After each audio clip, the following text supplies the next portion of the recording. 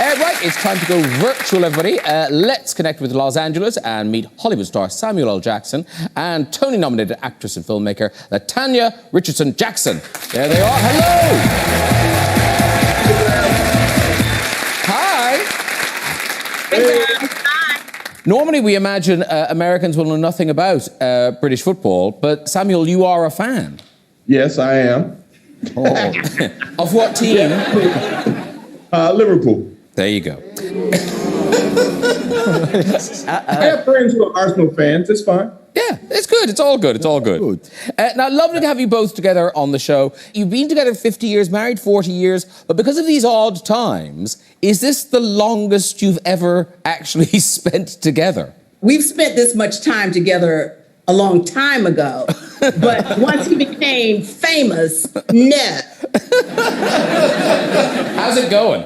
Actually, pretty well. It's going very well. We've adjusted to the new norm. But then, oddly, all these years, you've only made one film together. And that was quite recent. That was 2004, I think. Two. Two. Oh, okay. Losing Isaiah and Freedom Land. Okay. Was it Freedom Land, LaTanya, that you didn't enjoy as much? Well, you know, he had become quite the person by then. And so it was his camp versus where I was. So it wasn't as pleasant because he was treated significantly better than the blue collar worker. And they didn't cross. They didn't cross each other. And I thought that I could have some input, as I normally do, into what was occurring on that set. And then I was told, what is your number on the call sheet? So I was like, what do you mean? I'm number 9. He said, right, I'm number 1. So zip it, Cookie. They're still together. They're still together. It's all good. It's all good. But you are working together again. You've made this extraordinary, powerful documentary series called Enslaved, which is continuing on BBC Two on Sunday nights and streaming on iPlayer. And I read something, you're talking about the title of the series. Explain the title of the series. Well, most people like to say you're a descendant of slaves and you're a slave, you know, the slaves. And I kept saying, you say that as if it's a race of people, and it's not. You say it as if it could be a religion, and it's not. It's a crime, and it should be tended to that way, that it is a crime. So the people who were involved, who became enslaved, were enslaved, first of all. So you couldn't be a descendant from something that was a crime. It's like, well, you could say, you know, the murderers. But it was a heinous crime that was committed on our people, and it should be looked at as such. And in the series, we see, Samuel, it was your aunt, wasn't it? She did this can I just say, the most beautiful family tree I've ever seen. Yeah, well, she's my cousin, and I have an extensive family. And my cousins have been digging through this for a very long time. That's my cousin Hilda. And Arthur. And Arthur, her brother. They've been digging through our family history for a long time. That led me to finding out the origin of my particular tribe and where I came from. And now the documentary is fascinating because I think a lot of us are aware of sort of the horrors of forced labor on the plantations. But this is about... the length of time, that it's over 400 years this was going on, right. But also focusing on the millions of people who never even made it. Exactly. And the fact that even though those people didn't make it, someone found a way to still make a profit off of what was termed cargo and not humanity, and digging into who commissioned those ships, who insured those ships, and several significant trials that happened in your country from people trying to profit off of those people that they either tossed overboard, nailed shut in a ship, or just lost in a storm. And of course, it's really timely here in Britain. Were you following the events here during the summer with the Black Lives Matter protests and the tearing down of the statues of slave traders? The Colson statue in particular. Yeah, because that sort of ended up sort of in the documentary. Well, it was already in it, which was sort of serendipitous that it had a relation to what was occurring at this time, you know. And yes, we were following it. We were following what was happening around the world, and in London in particular, since that's our partner in Enslaved in the documentary itself. Well, listen, we've got a clip, and funny enough, the clip is also Britain. This is you, Samuel, in Manchester.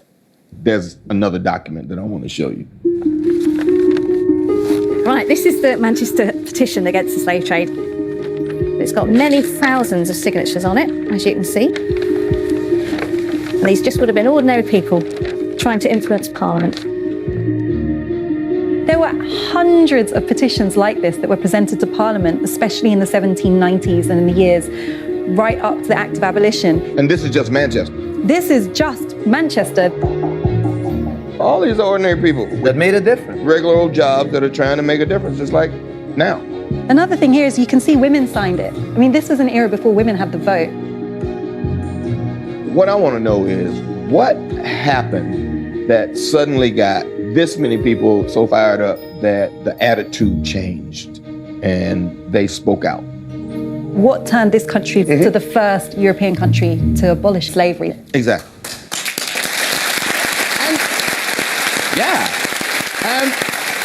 But tell me this, you didn't go on location, is that right, LaTanya?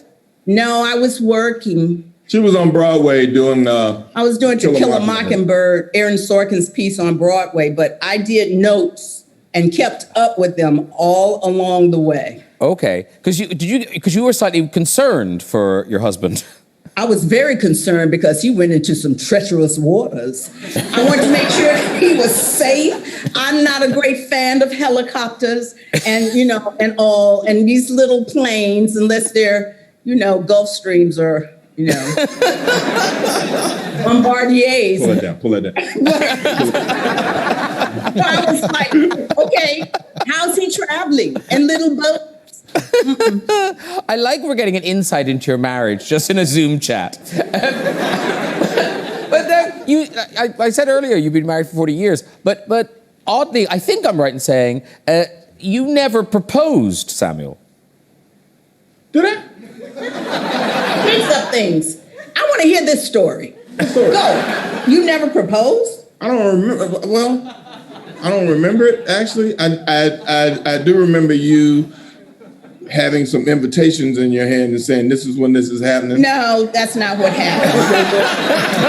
No, I said my grandfather is very ill and he's going to die and he's very concerned that we are not married. So we have to get married now so that he can walk me down the aisle. That was his concern, that I was the last of his grandchildren not to be walked down the aisle in marriage. So we have to get married. So now you have to ask him if you may marry me, and then you have to ask me, will I marry you? And you did. I did? Yes, you did. Okay, you know what? It doesn't matter. But the wedding itself. That was the story. It was all romantic. I got down on one knee and did the whole thing.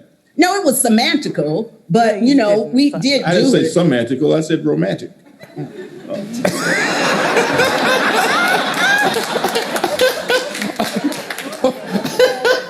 You'll get through this. You'll get through this. You'll get through this. So much time I needed that issue to deal with later on today. Listen, guys, it's been so lovely to chat to you. I've enjoyed it so much. One of the best Zoom chats I've ever had. Thank you. Mr. and Mrs. Jackson, everybody. Bye-bye. Thanks, guys. Thank you.